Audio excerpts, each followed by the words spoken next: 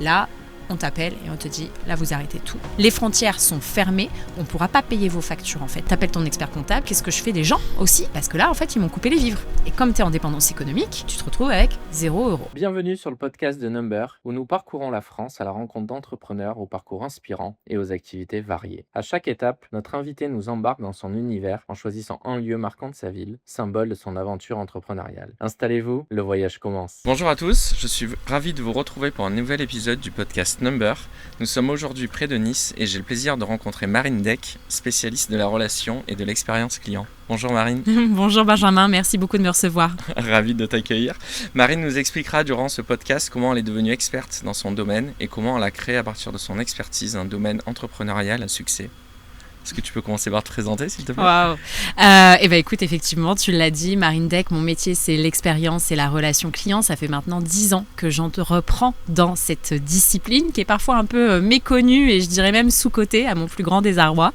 J'ai commencé mon aventure entrepreneuriale en créant un podcast. Okay. Du coup, un peu comme toi, pas parce que tu l'as créé, mais parce que du coup le podcast c'est quelque chose qui m'anime, partager du contenu sur l'expérience et la relation client pour donner aux entreprises des clés pour s'améliorer et donc générer plus de satisfaction client. J'ai créé une formation en ligne, j'ai un cabinet de conseil et puis tout récemment j'ai lancé une marketplace qui référence toutes les technologies de la relation et de l'expérience client parce qu'en fait il y en a énormément. D'accord, on va revenir sur tous ces points-là et avant cette expérience et cette expertise dans la relation client, tu avais eu une précédente aventure entrepreneuriale, c'est ça ? Exactement, et c'est ce qui m'a mis le pied à l'étrier finalement dans l'expérience client. En fait, moi en sortie d'études, j'ai créé directement ma première entreprise, elle s'appelait Lou Gage. Okay.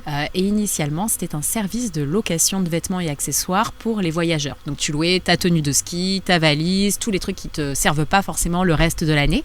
C'était un nouveau mode de consommation dont moi j'étais particulièrement friante. Le souci, c'est que en fait, j'avais beaucoup de retombées presse, mais par contre, je gagnais pas du tout d'argent. Donc, c'est très sympa d'avoir ta tronche dans des magazines, mais à un moment, t'aimes bien avoir des euros sur ton compte. Et donc, je me suis dit, bon, ok, il y a un problème.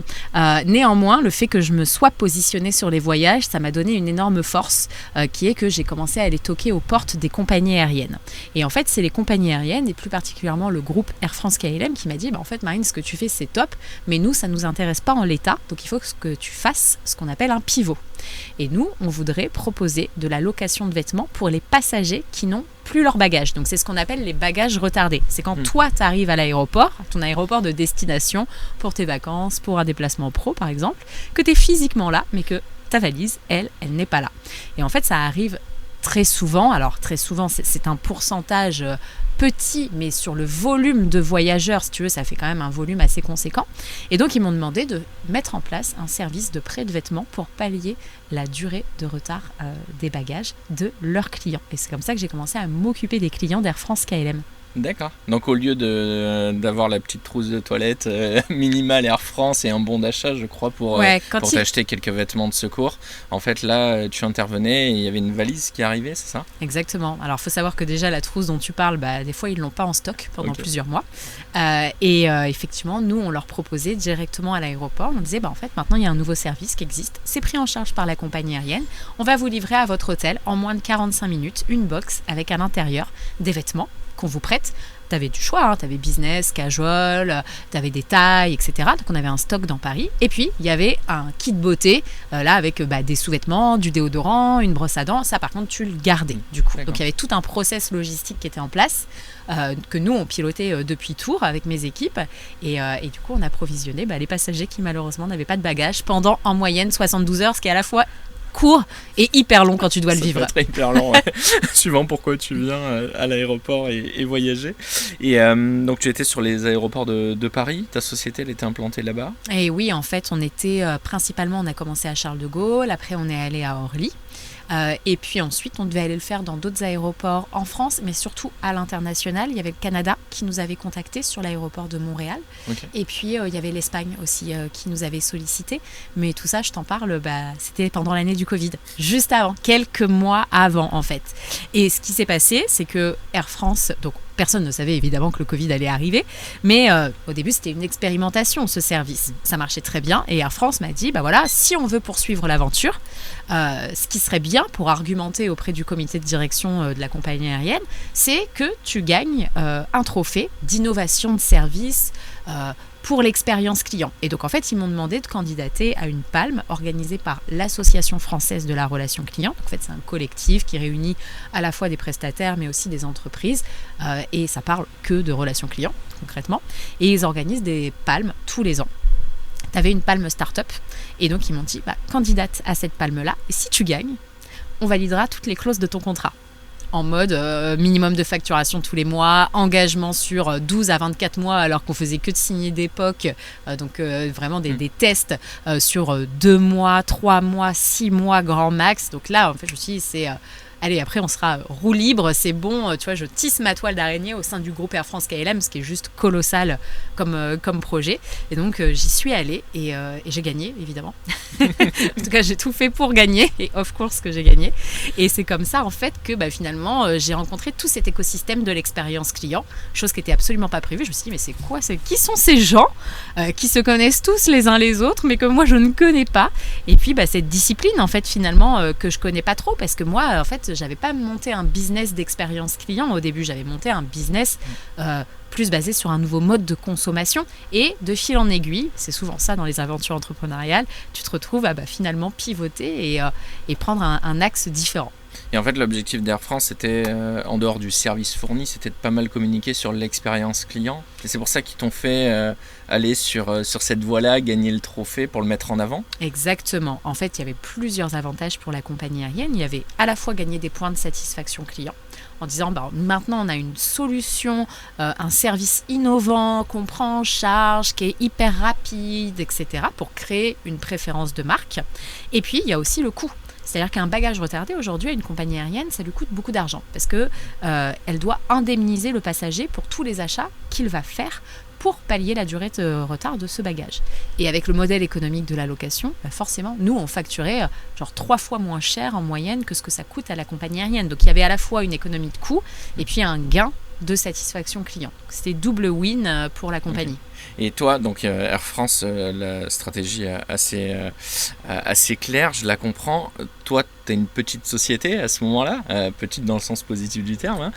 Comment ça se passe en fait au niveau de la facturation? Tu as un client unique, c'est Air France. Tu factures à chaque fois qu'il y a un bagage, que tu fais une livraison d'un bagage. Comment ça fonctionne? Alors, il y a eu différentes étapes, mais effectivement, tu soulèves un très bon point. Client unique, dépendance économique très forte, ce qui, bien évidemment, a aussi contribué à la chute à la fin, même si, en fait, Air France KLM, c'est un énorme groupe, et si on avait voulu se déployer sur d'autres territoires, en fait, il aurait fallu qu'on signe avec les compagnies aériennes nationales. C'est-à-dire qu'en France, c'est Air France KLM qui a le plus de bagages retardés.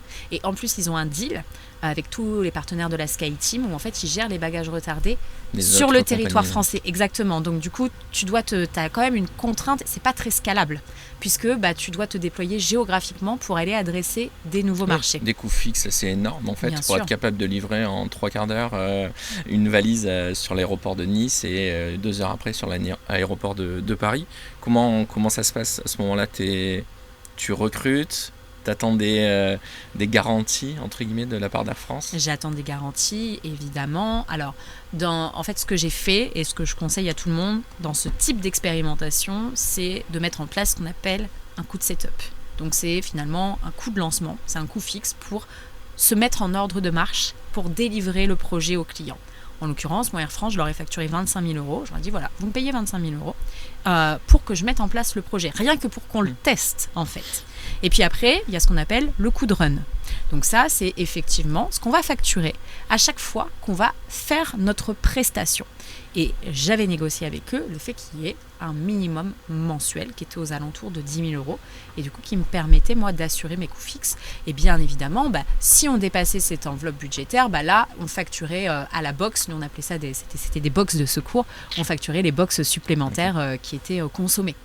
À ce moment-là, je crois que tu as à peu près 25 ans. Comment tu fais, toi, Marine, pour les négocier avec Air France, qui est un énorme groupe, j'imagine plusieurs stades de négociation à remplir, un contrat à 25 000 de tickets d'entrée, après 10 000 euros par mois, comment ça se passe ? Écoute, ma foi, je pense que j'ai eu l'intelligence et à la fois la chance d'être assez bien entourée. Tu vois, cette mécanique de me dire, ok, je suis légitime à aller demander un coup de setup et après le coup de run, enfin, tu vois, de démonter finalement, de faire le montage financier. On me l'a soufflé dans l'oreille, tu vois. Évidemment, toi, quand tu es entrepreneur, au début, tu sais déjà être payé pour une prestation que tu as imaginée avec ton cerveau, c'est déjà une étape. Tu te dis, moi, les premières fois, si tu veux, qu'on me passait des commandes sur mon site internet, je me suis dit, waouh, il y a des gens qui payent. Une fierté. Et ouais, mais c'est hyper surprenant, en fait, et gratifiant, évidemment. Mais on me l'a soufflé dans l'oreille et après, j'avais quand même la chance aussi d'avoir un groupe en face de moi. C'est un groupe qui est tellement colossal aussi, qui sont organisés pour faire des expérimentations. Donc, ils ont des cellules pour bosser avec les startups. Ils ont des deals spéciaux pour bosser avec les startups, avec notamment des délais de paiement qui sont raccourcis parce qu'ils savent que la trésorerie, bien évidemment, c'est hyper important pour nous. Donc, ils sont quand même structurés. Ça, c'est un gros point positif pour bosser avec les entreprises plus jeunes. D'accord. Quand tu dis on me l'a soufflé, c'était un travail main dans la main avec Air France ou tu avais un accompagnement externe qui te conseillait dans la négociation ? Alors, j'ai eu plein d'accompagnements externes, tu vois, bien évidemment, j'ai fait tous les collectifs qui pouvaient exister. Et puis, je crois en fait qu'il faut... On a parlé de solitude entrepreneuriale avant de commencer cet épisode. Et en fait, c'est vrai qu'il faut s'entourer d'autres entrepreneurs qui ont plus d'expérience, qui ont plus d'expertise. Et en fait, c'est en partageant avec ces personnes-là et en écoutant aussi beaucoup de podcasts, parce qu'il y a énormément de ressources dans les podcasts, que j'ai réussi à faire ce montage-là.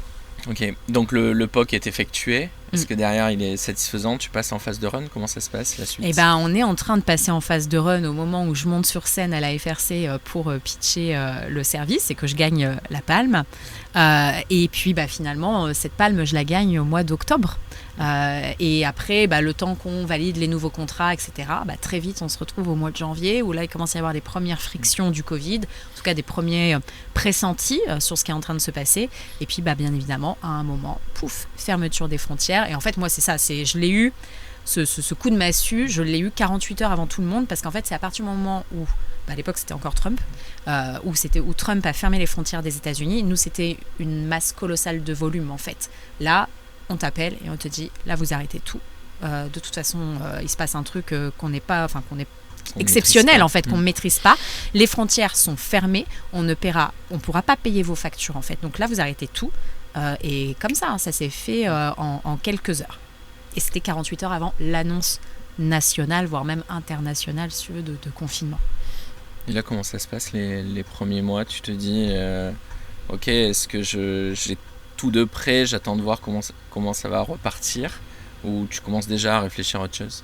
Alors, comme moi, je suis 48 heures avant l'annonce globale, et puis tu sais, la mise en place en fait, de toutes les aides, mine de rien, qui ont été proposées, parce qu'il y en a eu, elles étaient tangibles.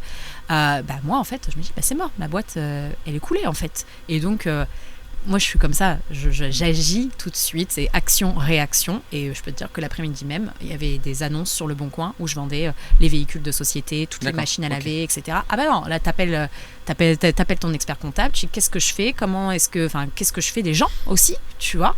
Parce que là, en fait, ils m'ont coupé les vivres. Et comme tu es en dépendance économique, tu te retrouves avec 0 €.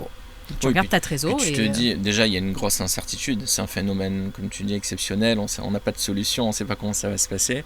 Et puis, je pense que tu te dis aussi, le jour où ça reprend, je vais peut-être pas être la priorité d'Air France qui a perdu quelques milliards d'euros dans l'histoire, quoi. Clairement, tu sais que tu ne seras pas la priorité, que toi, moi j'étais une start-up, j'avais déjà un peu plus de 3 ans d'existence, donc à ce moment-là, j'avais plus le droit au Pôle emploi, j'étais au RSA, donc je récupérais mes comptes courants effectivement un petit peu tous les mois, mais là je me dis, en fait là, déjà que j'étais épuisée, psychologiquement, physiquement et financièrement, là je peux pas patienter 6 mois, c'est pas possible, donc en fait là tu débranches. Et puis la vérité c'est que pendant cette période-là, pour moi, ça a été une période très fructueuse personnellement parce que je me suis reposée tout le sommeil que j'avais pas pu prendre depuis déjà des années et puis en fait il s'est enclenché de nouveaux projets, le podcast, etc. Et 1 an après, Air France nous a rappelé et m'a dit en fait on voudrait bien rebrancher. On a essayé avec des nouveaux critères d'éligibilité, fallait livrer que au premium, etc. Faisait 5% du chiffre d'affaires avant Covid. Donc, si tu veux, déjà qu'on était clairement fragile au démarrage, bien évidemment que 12 mois après, avec 5% du chiffre d'affaires, en fait, à la fin, c'est moi qui ai dit, en fait, non. J'arrête. J'arrête. Parce que le business model n'était plus viable, en fait. Tu avais des frais énormes de structure, de fonctionnement. Puis, j'avais plus la niaque, en fait, aussi. Tu vois, à un moment, il faut dire les choses. Et du coup, tu te dis, en fait, pourquoi je m'épuise pour un truc ? Enfin, j'étais déjà hyper fatiguée, usée, en fait, clairement. Et là, non, je peux pas me battre contre ce truc-là. Et puis, j'ai plus envie. Ok. Et la niaque, j'ai l'impression que tu l'as vite retrouvée ou tu l'avais déjà retrouvée sur un autre projet, c'est ça ? Je sais pas si je l'avais vraiment retrouvée. En tout cas, c'est sûr que ça a boosté ma créativité. J'avais commencé à pénétrer cet écosystème de l'expérience client. Et je me suis dit, c'est trop dommage. C'est une discipline qui est sous-cotée. On n'en entend pas assez parler. Moi, j'ai fait une école de commerce. On m'a parlé à balle de marketing. On m'a pas parlé d'expérience client. Alors que l'expérience client, c'est ton meilleur marketing en tant qu'entrepreneur, tu vois. Et du coup, je me suis dit, c'est pas normal qu'on n'adresse pas ce sujet de manière plus large, plus massive. Et le seul contenu qui était disponible, il était vraiment réservé aux grands groupes. Et donc, c'est comme ça, pendant, je crois que devait être 2e ou 3e confinement, qu'est née l'idée du podcast Le Client, que j'ai lancé à la rentrée en septembre, donc 2020, du coup, c'est ça. Et tu vois, avec Air France, j'ai arrêté de bosser avec eux. Je devais être en mars 2021. Donc en fait, les trucs se sont superposés à un moment donné. Et aussi, je me suis rendu compte, quand j'ai fait le podcast, ça ne me rapportait pas d'argent, mais en même temps, ma boîte ne m'en rapportait pas non plus, directement. Et je prenais vachement plus de plaisir à faire le podcast qu'à gérer ma boîte. Et donc à un moment, là, ça a été un peu révélateur pour moi. Je me suis dit, ok, il y a un énorme problème, il faut que tu arrêtes. Et donc voilà. Ok, donc dans ce que tu dis, et qui est intéressant, c'est que en fait, tu lances ton podcast, tu commences à créer du contenu. Tu n'as pas forcément, à ce moment-là, le business model de ta future entreprise, en fait. Pas du tout. En fait, au début, je me suis dit, le podcast va être un cheval de Troie de prospection. Et ça, je trouve que ça a énormément c'est important pour les entrepreneurs. Moi, je n'étais pas hyper à l'aise avec la prospection à froid, on va dire. Je me suis dit, ok, je vais faire en sorte que les marques, elles viennent à moi en créant du contenu. Et ça, c'est un switch qui a été hyper intéressant dans ma posture. Et finalement, de manière assez naturelle, au bout de 6 mois déjà, les cabinets de conseil, dans un premier temps, sont venus me voir en me disant « On voudrait sponsoriser ton podcast ». Au début, ça me rapportait que dalle. Clairement, c'est rien du tout le sponsoring de podcast quand tu es sur un modèle au volume, donc au nombre d'écoutes. Mais tu sais quoi, ça payait mes coûts fixes. À l'époque, bien évidemment que quelques centaines d'euros pour moi, c'était déjà important, tu vois. Donc rien qu'on paye pour ça, ok, ça m'enlevait cette charge mentale et cette charge financière. Bien sûr. Donc c'est comme ça que ça a commencé. Et puis après, on est venu me voir pour faire des conférences. En disant, en fait, tu as interviewé tellement de personnes qu'on voudrait que tu viennes nous restituer la connaissance que tu as acquise et que tu nous restitues le benchmark que tu as fait pendant une conférence. Et je me suis dit, ok, alors combien on facture une conférence ? Et donc je me suis dit, ok, très simplement, combien de jours ça va te prendre de préparer cette conférence ? Et puis en fait, c'est quoi ? J'ai envoyé le devis, puis je me suis dit, on verra si ça passe, si ça casse. Et puis il y a plusieurs fois, j'avoue, je le fais aussi comme ça, je me dis, allez, on rajoute, et puis on voit bien. Mais on verra bien, en fait, à un moment. Et puis tu pousses, et puis de toute façon, si ça casse, voilà, tu sauras que tu as atteint un plafond. Mais j'y suis allée un peu comme ça, et ça a marché. Au culot. Un petit peu, quoi. C'est eux qui me demandaient. Moi, j'ai proposé des prix. C'était des grands groupes encore ? Ouais, c'était quand même plutôt des entreprises assez développées, au moins des PME. Ok. Et à ce moment-là, donc tu multiplies les podcasts, tu commences à animer des conférences. Comment tu fais dans le même temps pour, j'imagine, continuer à te former sur l'expérience client et monter en technicité ? Alors, le podcast m'aide énormément à collecter de l'information finalement, parce que en fait, je demande à mes invités comment est-ce que toi tu fais, Benjamin, pour améliorer l'expérience client chez Number. Et du coup, tu vas me donner des tips, tu vas me donner des éléments de réponse. Et en fait, ce que j'ai fait, c'est qu'à un moment, toute cette donnée, je l'ai agrégée À l'époque, il n'y avait pas d'intelligence artificielle. Alors, il y avait un peu d'IA parce que du coup, j'ai envoyé tous les fichiers audio en fait à une intelligence artificielle qui m'a tout retranscrit à l'écrit. Okay. Et là, j'ai relu tous les épisodes et j'ai annoté. Ça m'a pris une bonne partie de mes vacances d'été. D'annoter d'entrepreneur, et voilà, des vacances version entrepreneur, donc les moments où tu souffles un petit peu, etc., pour faire des sujets de fond comme celui-ci. Et donc j'ai tout annoté, j'ai surligné, ça parle de fidélisation, ça c'est dans le retail, ça c'est pour les startups, ça parle d'acquisition, ça parle de voix du client, etc. Et en fait j'ai tout mis dans un énorme fichier Excel.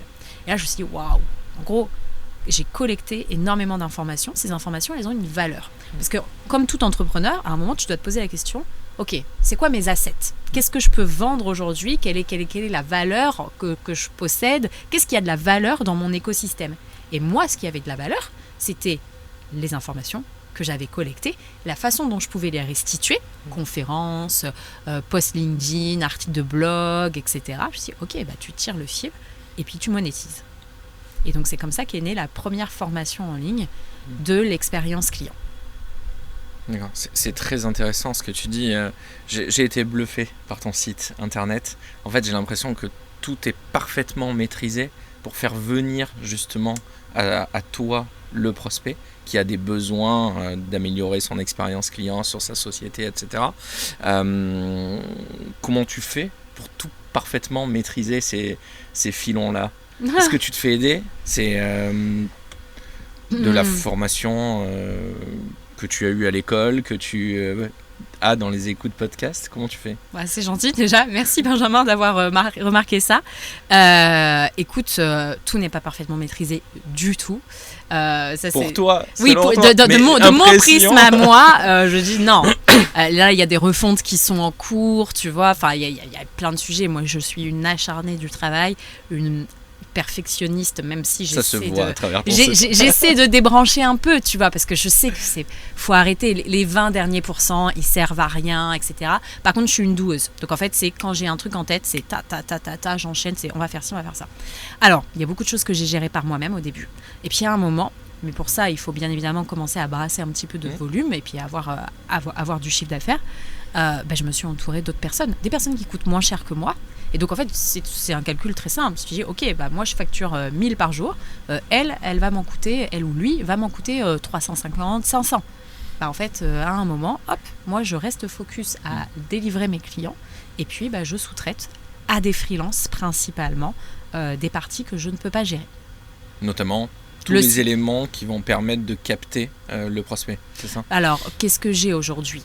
J'ai, on va dire, une chef de projet sur la partie digitale, c'est mon bras droit et c'est elle qui m'accompagne sur tous les petits annexes que je voudrais faire, le site internet en grande partie. Là, j'ai trouvé aussi, je me suis fait accompagner par un UX designer, un développeur, parce que avec CX Advisor, donc du coup, qui est la marketplace, il y avait des gros besoins là-dessus, une pépite, franchement.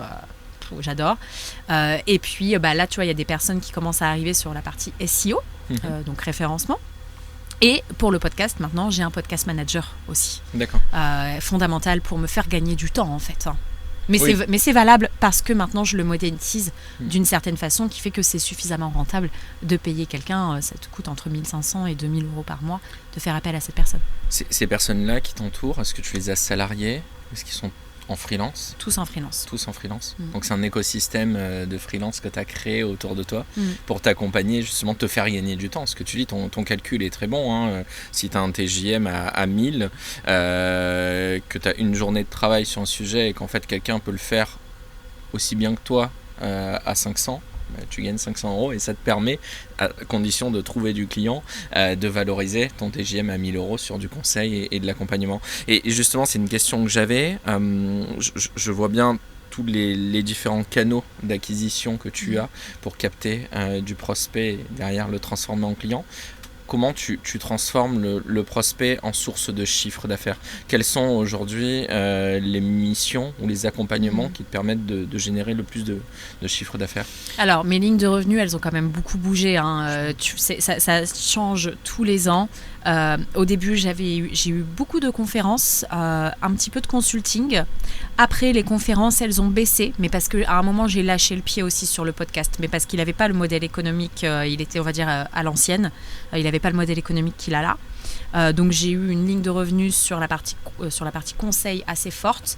Il y a la partie formation en ligne qui est arrivée en nouvelle ligne de revenus. Et l'année dernière, en gros, mes 4 lignes de revenus, c'était en top 1, le conseil. Ensuite, j'avais les conférences. La formation en ligne, quand même, a bien marché l'année dernière. Et l'apport d'affaires. D'accord. Et là, j'ai créé une nouvelle ligne de revenus. J'ai créé même 2 nouvelles lignes de revenus.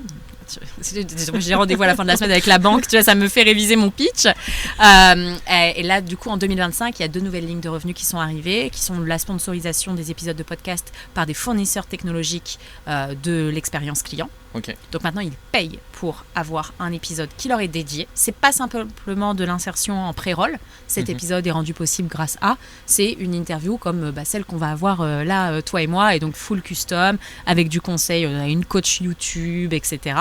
On leur fait un package pour créer ce contenu avec eux, parce que du coup, je suis devenue leader d'opinion en fait sur l'expérience client. Mon nombre d'abonnés sur LinkedIn, il a explosé sur les 18 derniers mois parce que j'y ai passé énormément de temps. Je poste tous les jours et du contenu à valeur. Moi, je fais pas de rétention d'informations comme les cabinets de conseil, en fait. Moi, je donne. La vérité, c'est que les gens derrière, ils le font très peu par eux-mêmes. Donc, ils vont quand même t'appeler pour te dire « Ah bah en fait, tu pourrais le faire pour moi, etc. » machin. Oui, c'est ma stratégie. C'est ton actif que tu rends disponible et qui est aussi ta source principale de captation de prospects. Et ensuite, comme tu dis, de toutes les manières, quand une société veut approfondir le sujet, elle a tellement de spécificités à prendre en compte qu'on ne peut pas avoir la recette et l'appliquer. Il faut se faire accompagner très souvent pour trouver la meilleure application possible par rapport au business model de la société. Tout à l'heure, tu as lâché quelques termes très intéressants comme le NPS, l'intelligence artificielle. Est-ce que tu peux nous parler un peu de la satisfaction client aujourd'hui? Est-ce que toutes les entreprises mesurent la satisfaction client? Je parle plutôt des PME et grandes boîtes. Ouais, alors les PME et grandes entreprises, il y en a 75% d'entre elles qui mesurent la satisfaction client. Donc ça reste une part quand même assez tangible, même s'il y en a encore 25% qui ne le font pas. En fait, ils vont rester sur la version old school de la relation client, le traitement des réclamations, ce qu'on appelle le service client, qui est encore un peu vu comme le SAV. Je ne sais pas si tu te souviens de l'image de Omar et Fred, tu vois, le SAV des émissions, machin, le truc à l'ancienne avec le téléphone vintage et tout. En fait, maintenant, c'est plus du tout ça. Le service client, maintenant, il va agir sur tout le cycle de vente client. Il va plus simplement traiter des réclamations et faire le pompier. En fait, ça va être un conseiller et il va être en mesure de t'accompagner pour te dire, voilà, quel est le produit, quelle est l'offre qui correspond mieux à ton besoin. Et puis, lorsque tu appelles pour avoir, j'en sais rien, ton duplicata de facture, faire une modif sur ton contrat, ils vont requalifier tes besoins pour identifier des opportunités de faire de l'up ou du cross-sell. Oui, c'est ça. J'ai l'impression que historiquement, la satisfaction client, c'est plutôt la gestion des insatisfactions. Ouais. Comment minimiser le churn, éviter que le client se barre si on est dans la prestation de service ou ne rachète pas le produit si on est dans la vente.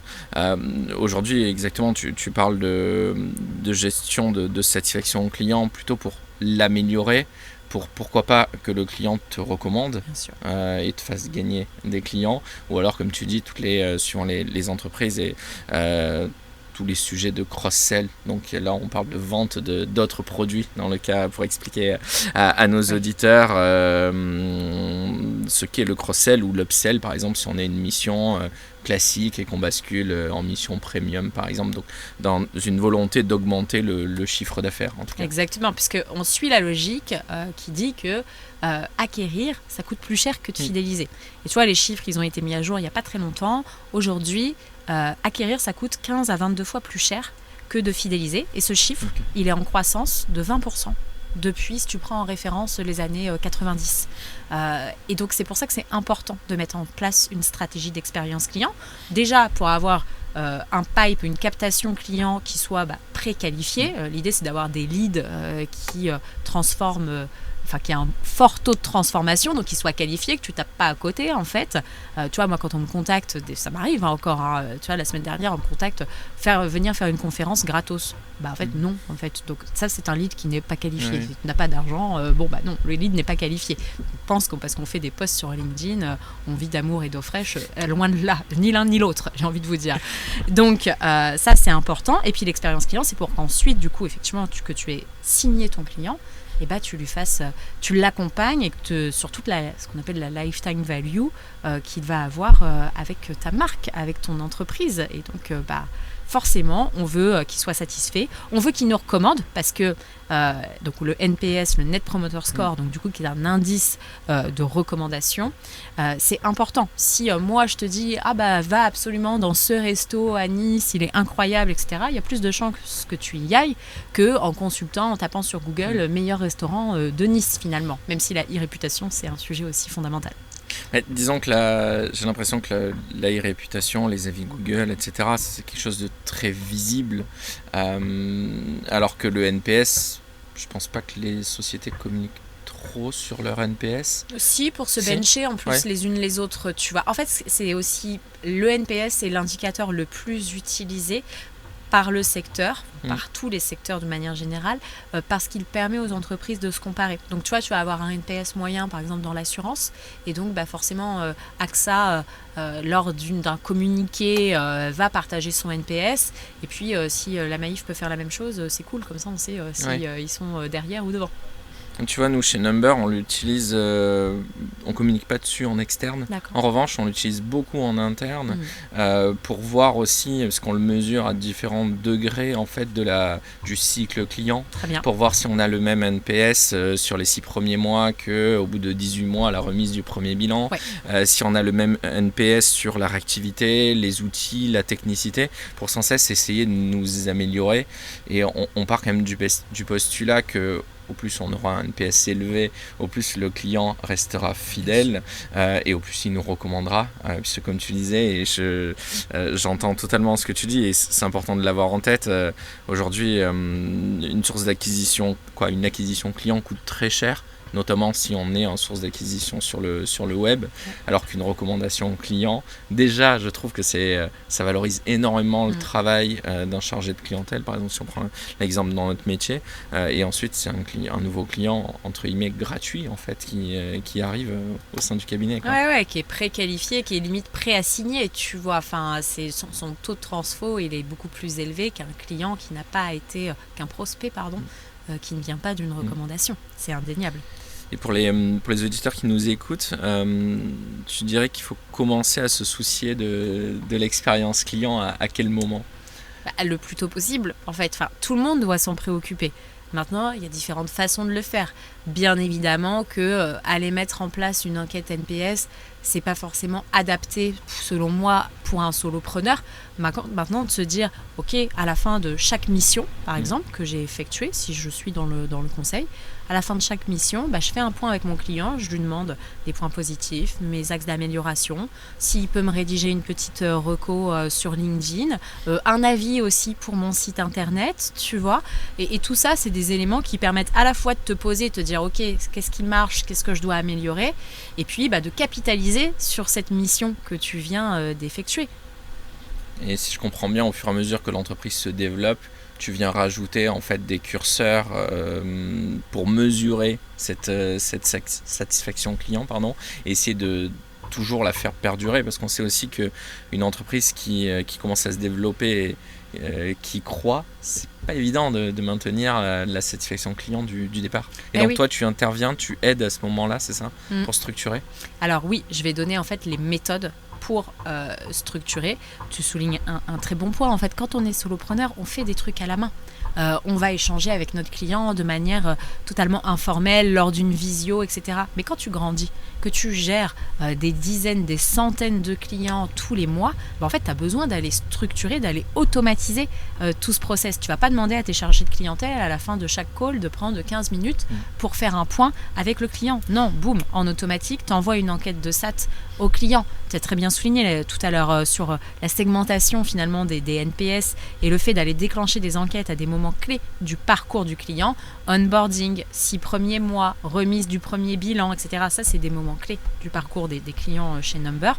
Et donc, du coup, tu vas envoyer des enquêtes de satisfaction à ces moments-là. Ça te permet d'avoir une analyse plus fine, en fait. Dire, si tu me poses la question qu'à la fin de l'année, Marine, sur une échelle de 1 à 10, à quel point recommanderais-tu Number à tes proches ? En fait, il y a plus de chances déjà que je te mette une note assez basse si tu m'as posé la question qu'une fois, parce qu'en fait, je vais décharger toutes mes frustrations sur cette enquête, alors que si tu as segmenté et tu es venu plus souvent faire des enquêtes, on va dire, à chaud, et du coup, je vais dire, par exemple, mon onboarding, c'est hyper bien passé, la remise de mon premier bilan, c'est super bien passé. Par contre, quand j'ai voulu, j'en sais rien, faire des changements, je sais pas, j'en suis pas à cette étape-là, peut-être que là, je vais mettre 7 sur 10 au lieu de mettre 9 sur 10, tu vois. Et ça te permet de savoir, en fait, sur quel bouton tu dois appuyer, clairement, tu vois. Sinon, tu te fais des coups d'épée dans l'eau et tu dis, à peu près, ils ont mis ça doit être ça le problème. Non, là, tu as besoin d'agir de façon précise. Et au plus tôt tu as l'info, au plus tôt tu corriges et tu agis, quoi. D'où l'automatisation. Ouais, c'est ça. Tu parlais de 7 ou 8 sur 10, ce qui est intéressant, c'est de noter que, en fait, 7 sur 10, c'est une mauvaise note, quoi. La satisfaction client se mesure au 9 ou au 10. Moi, la première fois qu'on m'a présenté le NPS, je dis... Ouais. Waouh, en fait, ouais, c'est un client satisfait, c'est quelqu'un qui te met 9 ou 10. Exactement. Maintenant, on a pris l'habitude, je trouve, parfois, il y a des services qui te disent, vous allez avoir une enquête de satisfaction. Il faut vraiment me mettre 10, c'est la seule bonne note. Et oui, parce que sinon, c'est ce qu'on appelle le ventre mou, en fait. T'es ni satisfait, t'es ni un promoteur, ni un détracteur. Et nous, on a besoin d'avoir de la donnée tangible, et avec du ventre mou, tu fais rien. Comme quand tu reçois des avis, ou ce qu'on appelait des verbatims, avec marqué RAS. Ce qu'on fait dans les RAS, on n'en fait rien. Nous, on appelle ça un verbatim qui n'est pas exploitable. Donc, en fait, il faut que les gens s'expriment, qu'ils prennent parti pour qu'on puisse extraire les informations de cette donnée et mettre en place des plans d'action qui soient les plus pertinents possibles. Parce que c'est ça, en fait, tu vas pouvoir faire sur la base de ce que nous, on appelle la voix du client. Parce qu'en fait, c'est ça. Donc, des enquêtes NPS, mais c'est ça, tu as plein d'autres indicateurs. Je pourrais te les envoyer. Moi, j'en ai recensé plus de 60. Okay. Tous ces indicateurs, ça, c'est quantitatif. Après, tu as la partie qualitative, donc envoyer des questionnaires avec des questions ouvertes, etc. Tout ça, tu vas le mettre dans un grand shaker, ça s'appelle la voix du client. Et il faut que tu en extrais les informations les plus pertinentes pour t'améliorer et faire ton plan d'action pour l'année prochaine. Et tu sais exactement là où tu vas tirer. Et donc, tu sais qu'il y a X% de tes clients qui ne sont pas contents parce que l'onboarding se passe mal. Ok, tu vas en comité de direction, tu vas voir tes investisseurs, tu dis, voilà, on veut améliorer ce parcours-là parce que ça représente X%, ça va nous faire gagner Y%, etc. Boum, tu es sûr, ton budget il va être validé, il est justifié et ton retour sur investissement, ton potentiel retour sur investissement, il est maximisé, clairement. Ok, très bien. On a plein de bonnes intentions que tu donnes aux personnes qui nous écoutent. J'aimerais revenir sur un point dont tu as parlé tout à l'heure. Tu parlais de l'intelligence artificielle, en disant qu'à l'époque tu l'avais fait à la mano. À quel point aujourd'hui l'IA et toutes les entreprises qui se créent autour de la tech bouleversent le métier de la relation client? Alors, nous, le métier de la relation client, on est dans le top 3 des secteurs les plus impactés par l'intelligence artificielle, puisque le métier de la relation client est fondamentalement, historiquement, un métier humain. Sauf que l'humain, ça coûte cher. Donc forcément qu'on va aller coller de l'IA là-dessus. Et puis d'autant plus qu'il y a plein de choses qui sont répétitives, qui sont automatisables. Toi, tout à l'heure, je te donnais l'exemple duplicata de factures, modifier les adresses de livraison. En fait, ça, c'est du flux qui n'est pas intéressant à être traité par un humain. En fait, il n'y a pas à payer un humain pour traiter ce type de flux, puisqu'il ne génère pas de valeur pour l'entreprise, il ne génère même pas de valeur intellectuelle pour le conseiller qui va traiter en fait ce type de demande. C'est nul, tu vois, de traiter ce type de flux. Donc ça, boum, on automatise. Et c'est vrai qu'en fait, dans un service client, aujourd'hui, tu vas pouvoir aller automatiser jusqu'à 40% du flux. Après, tu auras toujours du hors process, pareil, 30 à 40%. Tu vois. 40% du flux peut être automatisé aujourd'hui. Tu peux automatiser 40% de tes tickets, effectivement, de tes requêtes, tes réclamations, tes interactions, tu vois, de manière générale. Plus, tu vas aller mettre de l'automatisation un peu partout, et donc potentiellement de l'intelligence artificielle, par exemple, sur ton dispositif voix du client. Donc, ça va être connecté à ton CRM, tu vas dire, ok, Marine, elle a signé son contrat, boum, on lui envoie l'enquête de satisfaction client. Tout ça, en fait, tu vas mettre des déclencheurs en automatique, et tu vas pousser les enquêtes. fait, et ça va te les restituer dans un dashboard. Tu vas avoir accès à un tableau de pilotage où tu vas avoir directement l'analyse de ce qui va et de ce qui ne va pas dans ta boîte. Okay. Donc toi, j'imagine, dans les conseils que tu apportes à tes clients, tu intègres bien évidemment toute cette notion d'intelligence artificielle et tu accompagnes les clients à mettre en place. Mais en tant que chef d'entreprise, tu me parlais tout à l'heure que les lignes de ton chiffre d'affaires évoluaient année après année. Comment tu fais pour t'adapter et adapter ton modèle en fait au fur et à mesure que l'IA est de plus en plus prépondérante dans le secteur ? Alors, moi déjà, j'utilise énormément l'IA en tant qu'entrepreneur. C'est-à-dire que je suis un peu une entrepreneur augmentée. Je pourrais pas, je pense que l'IA me permet aujourd'hui de faire au moins 30% de plus que ce que je faisais avant. Donc on va dire que déjà 30% de mon chiffre d'affaires probablement est lié à l'intelligence artificielle. J'ai plusieurs outils, tu vois, qui me permettent en fait d'être hyper rapide, hyper pertinente. Toutes mes réunions sont enregistrées, les comptes rendus, etc. Boum, je donne ça à une autre IA qui va me faire le plan d'action derrière et tout. Voilà. Après, dans mon business, écoute, ça m'augmente moi. Après, les clients, pour le moment, comme c'est des prestations de conseil, j'ai pas forcément eu d'impact, tu vois. Puis bon, les conférences, tu peux pas les IAiser. Donc pour le moment, je dirais que je suis pas hyper concernée. C'est l'IA au service de l'humain qui reste clé. Parce qu'au final, ça te fait gagner du temps. Ça te permet d'être, si je comprends bien, aussi plus efficiente et encore meilleure dans le conseil que tu apportes. Et donc d'augmenter petit à petit ton TJM. Exactement. Ouais, c'est plus vertueux pour moi qu'autre chose pour le moment. Bon, mais très bien. Mais il faut, en fait, je pense que tu l'as très bien dit, c'est une question d'adaptabilité et d'utiliser l'IA pour continuer à progresser et le valoriser auprès de ses clients et s'en servir soi-même. Tout à l'heure, tu parlais aussi que 2025 était le lancement d'un nouveau projet de formation. Tu peux nous en parler ? Alors, c'est une marketplace qui s'appelle CX Advisor, du coup, et qui référence toutes les solutions tech de la relation et de l'expérience client. Ça suit la vague de l'intelligence artificielle que tu soulevais, parce qu'en fait, aujourd'hui, la relation client, c'est un écosystème dans lequel il y a beaucoup de technologies.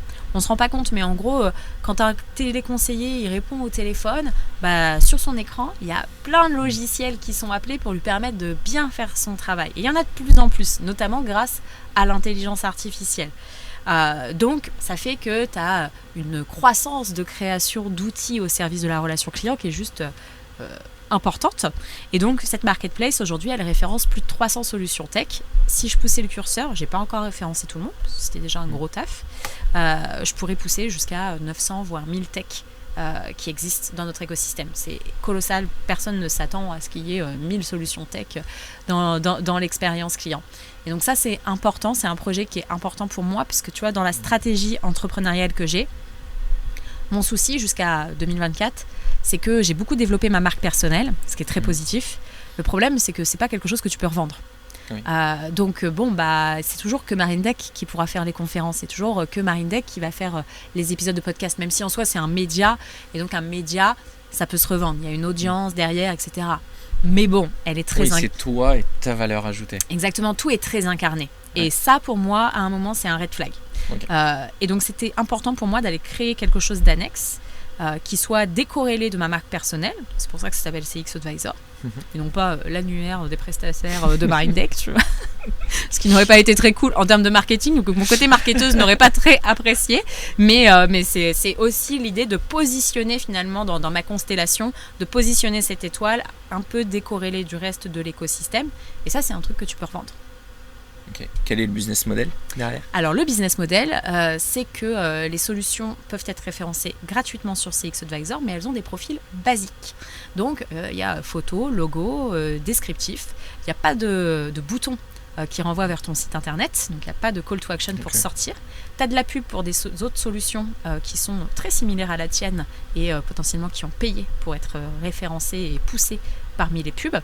Donc, tu es référencé, mais tu as un profil basique. En revanche, Si tu veux avoir un profil plus avancé et plus de visibilité sur la plateforme, là, tu dois avoir un profil payant. Ce profil payant, il va te permettre de ne pas avoir les pubs, d'avoir des vidéos, plusieurs onglets, des formulaires de contact. On a un service de messagerie intégré, accès à des indicateurs pour savoir le nombre de personnes qui visitent ton profil, qui l'ajoutent à la wishlist, etc. Ça te permet aussi d'avoir le bouton pour sortir du site et du coup visiter le site de Number, par exemple. Et puis ça te permet autre chose, ça te permet aussi d'être positionné en priorité dans les résultats de requêtes. Un peu comme sur Google. Du coup, tu as les résultats sponsorisés. Sur CX Advisor, tu as aussi les résultats qui sont classés. Dans un premier temps, c'est toutes les personnes qui ont payé. D'accord. Alors toutes, pour le moment, il y en a quelques-unes. J'ai pas encore tout craqué. Et puis ensuite, tu as les notes moyennes obtenues. Donc après, c'est ceux qui ont les meilleures notes. Et donc, c'est vraiment un système à double entrée. Tu vois, j'ai voulu fusionner mon ancien pool client, qui sont les marques, les annonceurs finalement. Je peux en citer quelques-uns, tu vois, Manpower, BPCE, Edenred, etc. Ça, ce sont des clients à moi, historiques. Et puis, en parallèle, de créer ce nouveau pool de clients qui sont les fournisseurs technologiques et de leur permettre aux deux d'exister sur une seule et même plateforme et de servir, d'apporter des bénéfices concrets aux deux, aux décideurs de l'expérience client, d'avoir une lecture du marché qui soit ultra simplifiée, de pouvoir faire ton shopping de technologie hyper facilement, et puis aux décideurs d'avoir plus de visibilité aussi, parce que c'est une marketplace avec toute une stratégie SEO, et parce que aussi, bien évidemment, c'est la marketplace de Marindec. Ce que tu dis est hyper important, c'est pas toujours évident de choisir le bon prestataire pour t'accompagner sur tel ou tel sujet, le bon outil. Ça coûte cher d'implémenter un outil. Au plus tu as de salariés, au plus ça prend du temps. Ouais. Et parfois tu te dis, quel est en fait le bon CRM, comment choisir, et ce type de plateforme, je pense, peut permettre de répondre à la problématique de la société qui cherche. Donc ton sujet, c'est de faire venir un maximum de sociétés qui ont des besoins sur ton site, de créer un maximum de flux, j'imagine, pour que les annonceurs récupèrent des clients. Et toi, ça te permettra de valoriser plus cher l'abonnement que tu factures aux clients, c'est bien ça ? Exactement. C'est du coup la première fois que je me suis lancée dans un système à double entrée. Tu vois, j'ai eu plein d'expériences entrepreneuriales, mais celui-ci, je ne l'avais pas encore fait. Donc, c'est intéressant. Je pense que je ne me suis pas rendu compte. Ce sur quoi j'avais mis le doigt en fait, quand je me suis lancée. Je me suis dit, ça va être une ligne de revenus supplémentaire. En fait, ce n'est pas une ligne de revenus, c'est un autre business. Le système à double entrée, il est très lourd, puisque du coup, moi, je dois d'une part inciter les technologies à être présentes sur ma plateforme, à avoir des profils qui sont complets, sexy, optimisés et clairs, parce que des fois il y en a qui t'écrivent 10 lignes, t'as toujours pas compris ce qu'ils faisaient à la fin, malheureusement. Et puis bien évidemment l'autre entrée, c'est les décideurs, et c'est changer les habitudes et faire en sorte que les décideurs, leur réflexe, ce soit plus d'aller demander à leurs potes lors d'un déj, toi t'es passé par quel outil, etc. Parce que ça, c'est des avis qui sont certes pertinents, mais qui sont biaisés en fait, parce que chaque entreprise est spécifique, a des besoins spécifiques. Et du coup, moi, je crois à la force du bench plutôt que de la recommandation biaisée. La recommandation peut t'aider dans ton benchmark. Bien sûr. Mais c'est pour ça que il faut savoir ce qui se passe. Et oui. C'est pour ça que tu as des avis sur CX Advisor. Du coup, tu vas pouvoir... Et tu peux même comparer les solutions. Tu les ajoutes, ça te fait un tableau récap, etc. Il y a plein d'autres choses qu'on doit encore améliorer. Mais le cerveau, le fonctionnement de CX Advisor est déjà hyper puissant pour une V1. Et il ne va faire que s'améliorer. D'accord.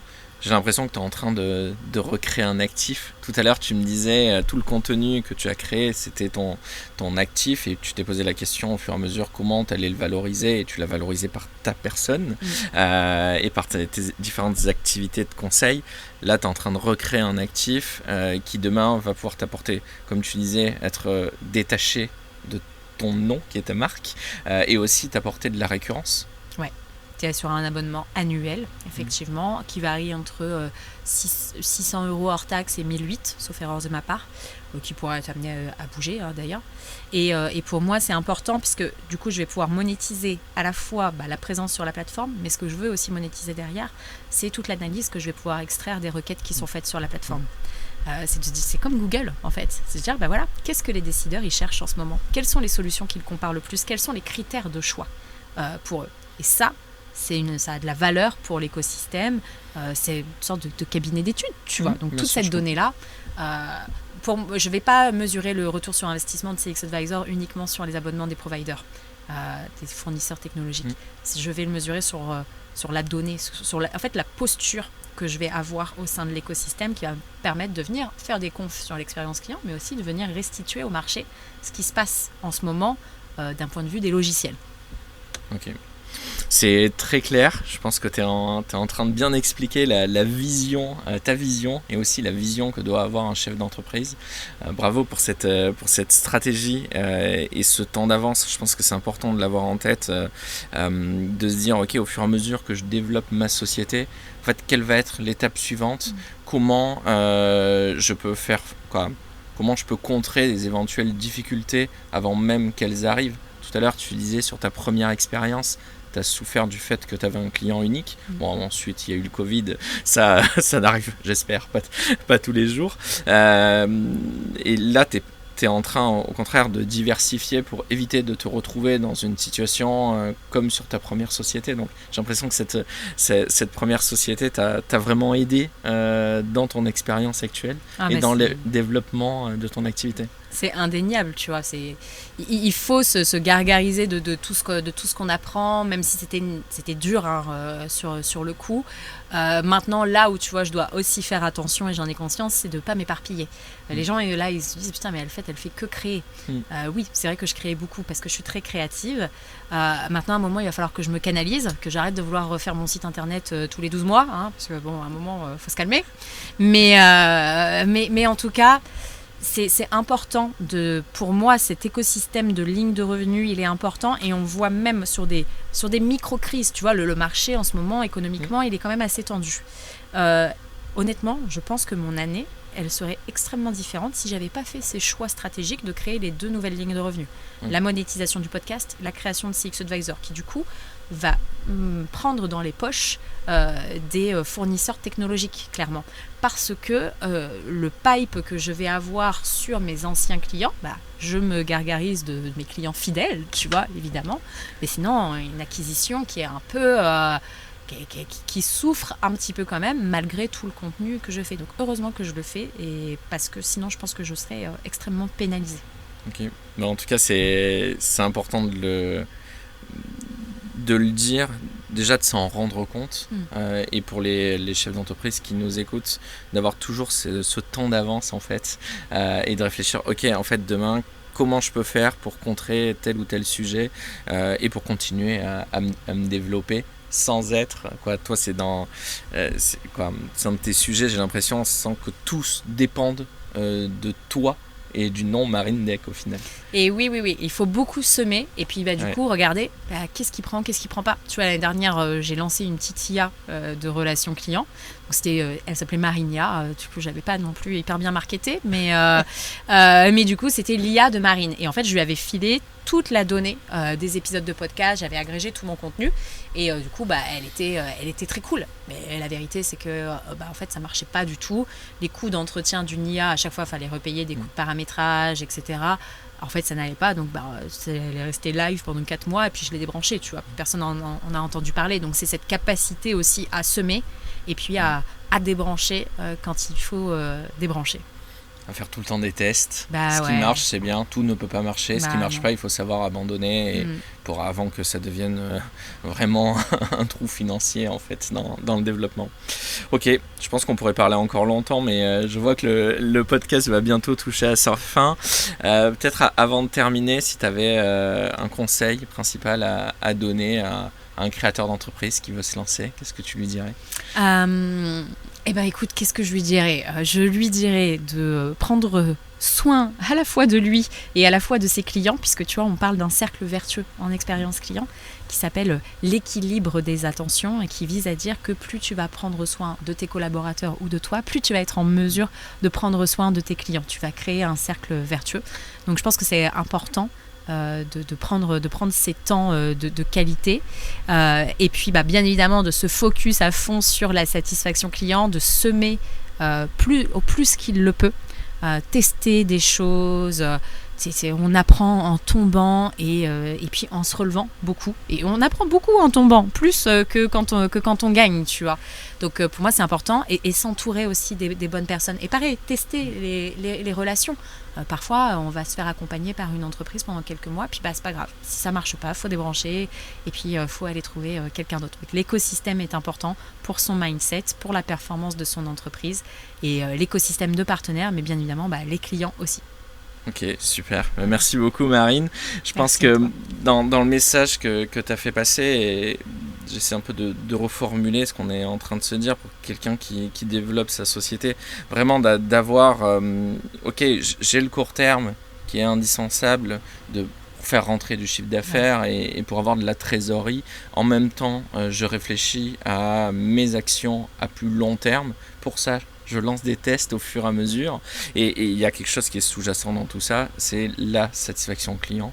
Au plus tu fidélises ton client, au plus tu as de chances de continuer à te développer. Donc merci beaucoup pour cet échange, c'était très très riche et j'espère que ça aidera beaucoup de gens qui nous écoutent. J'espère aussi. Merci en tout cas Benjamin pour l'invitation. Merci à toi.